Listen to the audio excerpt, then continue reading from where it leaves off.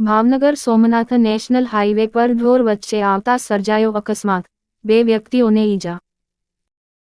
Bhavnagar Somnath national highway પર મહુવા ચોકડી નજીક અકસ્માત સર્જાયો હતો। રસ્તા વચ્ચે અચાનક ઢોર ધસી આવતા અકસ્માત સર્જાયો હતો, જેમાં ભાવનગર પાસિંગની કારમાં સવાર 2 લોકોને ઈજા પહોંચી હતી। નેશનલ હાઈવે પર રઝળતા ઢોર રસ્તા વચ્ચે અડીંગો જમાવી બેસી જતા હોય અનેક અકસ્માતો સર્જાઈ રહ્યા છે।